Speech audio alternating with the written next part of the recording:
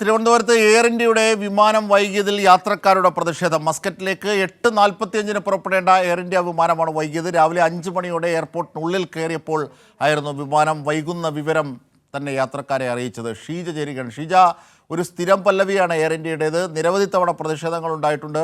അതിൻ്റെ ഒരു തുടർച്ചയായി തന്നെ ഇതിനെ കാണണം. ഇപ്പോഴത്തെ സംഭവം എന്താണ് ഷീജ?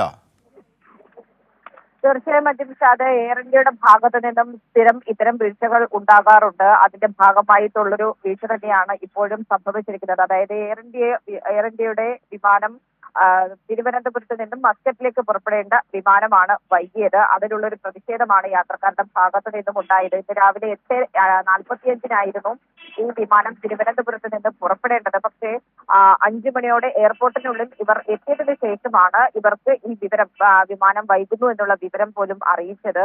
വൈകിട്ട് 6 മണിക്ക് വിമാനം പുറപ്പെടും എന്നുള്ളൊരു വിവരമാണ് യാത്രക്കാരെ അറിയിച്ചത്. തുടർന്നാണ് യാത്രക്കാരുടെ ഭാഗത്തു നിന്നും പ്രതിഷേധം ഉയർന്നത്.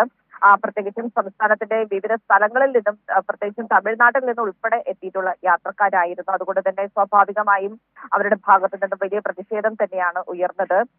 സ്ത്രീകളും കുട്ടികളും അടക്കം 45 യാത്രക്കാരെ ഇതേ തുടർന്ന് കഴക്കൂട്ടത്തുള്ള കാർത്തിക പാർക്ക് എന്ന് പറയുന്ന ഒരു ഹോട്ടലിലേക്ക് അവർക്ക് താമസ സൗകര്യം ഒരുക്കുകയായിരുന്നു.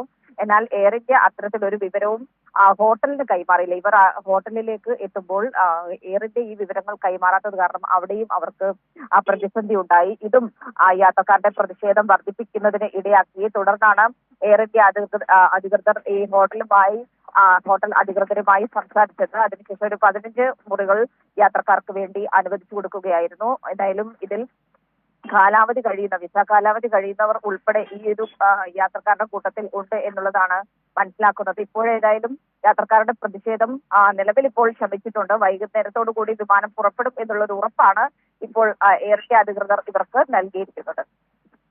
തീർച്ചയായും ഷീജയാണ് വിശദാംശങ്ങൾ നൽകിയത്. വീണ്ടും യാത്രക്കാരെ ദുരിതത്തിലാക്കി എയർ ഇന്ത്യയുടെ നീക്കം. 8:45 പുറപ്പെടേണ്ട വിമാനം, മസ്കറ്റിലേക്കുള്ള വിമാനം, അത് 6 മണിക്ക് മാത്രമേ പുറപ്പെടൂ എന്നുള്ളതാണ്. അത്രയും സമയം ഉള്ള അവരുടെ വിശ്രമം അടക്കമുള്ള കാര്യങ്ങൾ ഒരുക്കുന്നതിലും, അത് അവർക്കുള്ള പ്രിവിലേജ് കൂടിയാണ്, അത് ഒരുക്കുന്നതിലും എയർ ഇന്ത്യ വീഴ്ച വരുത്തിയിരിക്കുന്നു എന്നുള്ളതാണ്. ഹോട്ടൽ വിവരങ്ങൾ അറിയിക്കാതെ അവരെ അവിടെ കൊണ്ട് വന്ന് ഇറക്കിയ കാര്യവും ഷീജ റിപ്പോർട്ട് ചെയ്യുകയാണ്.